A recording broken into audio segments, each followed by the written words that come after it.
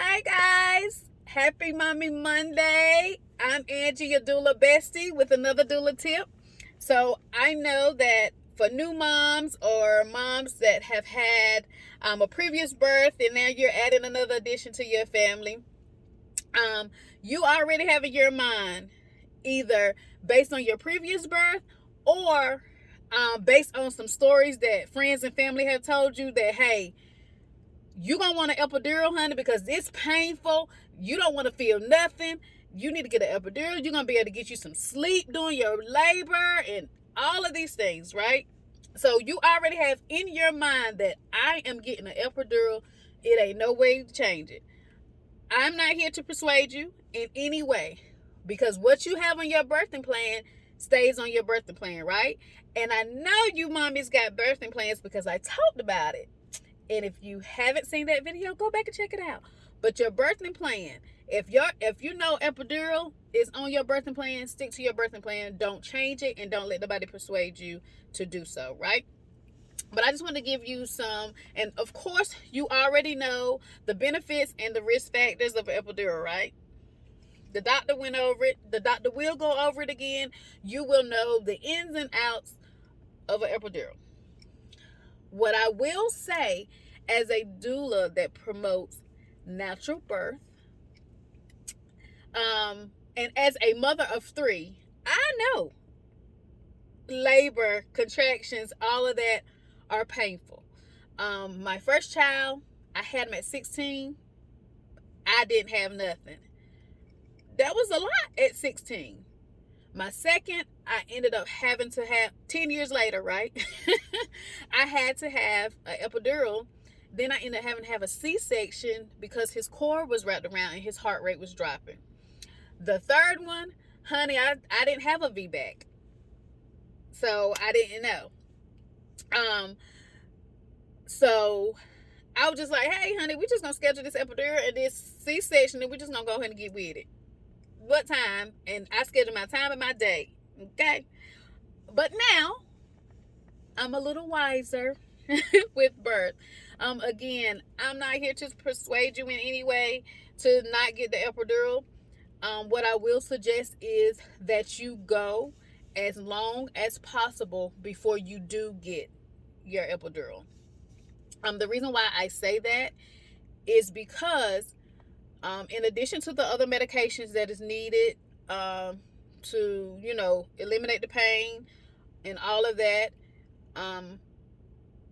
and progress your birth forward, there is a cocktail in epidurals that is a narcotic.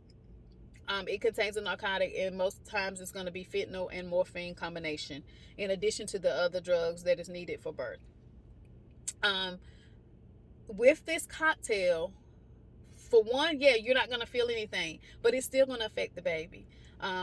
With that narcotic, it actually gets in the baby system as well. So this will cause the baby to be lethargic. It will cause, for you breastfeeding mothers, it could cause difficulty with your baby latching on, because the earlier you get a epidural, the longer it stays in the baby system. It can stay in the baby system even after birth and some days or whatever, but the earlier you get it, the longer the narcotic stays in the baby system. And because sometimes the baby is lethargic, it can cause the baby to not get in position, because the baby's so out of it. So the baby won't get in position to be delivered. Well, not delivered, for you to give birth. You deliver a pizza. My apologies. For you to give birth. So this will increase your risk of getting or having to use instruments like forceps and things like that to be able to pull the baby out. It can also increase your risk for a C-section because you're not progressing or the baby's not in position for you to push. So they have to get the baby out. So you may have an increased chance of having a C-section. So those are some of the things, because it's actually in your system and in the baby system. Another thing is, after that, after labor, after the epidural, everything, you're tired, the baby's tired. And so we know when we want to breastfeed that you want the baby to latch on within the first 60 minutes of birth. So after you give birth, within that 20 to 60 minutes, you want to go ahead and latch on. Now, if you're out of it, the baby's out of it, they're gonna push the baby away, clean the baby up. You're too tired, so what the baby gonna be pushed right back into your room with that Enfamil bottle. Have the baby ate already? We don't know. So now you have to fight against the nipple from the bottle and your nipple from where you want to breastfeed, right? So these are some of the things that if you have an epidural, so I would suggest to go as long as you can before getting the epidural, so that's less time that it'll be in your system and the baby system. We do have some natural hormones. It's all about the comfort measures. So you and your partner finding those comfort measures that release these natural hormones like oxytocin, the endorphins. Finding those are the natural hormones that are in our body from the creator that helps us through birth. That's going to help relieve the pain. But it's just about finding the right measures that work for you. Whether that be a shower, whether that be ice chips, whether that be music, whether that be dancing, walking, just finding ways to release those natural hormones that's in our body. So if you try to, like I said, I'm not trying to tell you not to get, your epidural. By no means, like I said, because you have that birthing plan, right?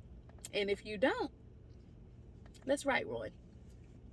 But what I'm saying is try some of these natural measures first. Sitting in between the contractions and counting and breathing and creating your vision birth plan. So just putting different things on a poster board, like doing activities, different things that will kind of keep your mind off of the labor up until the point where you know that you really can't take anymore and you can get your epidural. You may find that though painful, you probably can do it. You're a mom. We're women, period. Right? So again, I'm just sharing a doula tip with you guys. So you have to do what is best for you in your birthing plan and your birth experience. A lot of times we hear these stories from everybody else and we base their birth experience, we plan out our own, or we anticipate what could happen next. And we know that, hey, we don't want to deal with certain things. We know we're not going to do that because my best friend said this is what happened to her. But our birthing experience is unique. Our bodies are unique. Our babies are unique. So we have to try to find measures and things that work for us. So I just wanted to share that bestie tip for you today. Of course, I'll be back another day with another tip. But again, I'm not telling you not to. I'm just saying if you could wait a little bit longer. You and your birth partner try to find some different measures to release those natural hormones that we were created with that will help us get through some of the pain while we hold off just a little bit on the epidural, right? So, I'm Angie, and happy birthday. And I can't wait to see all these amazing babies and find out what you did during labor, okay? So, you guys have a great Monday.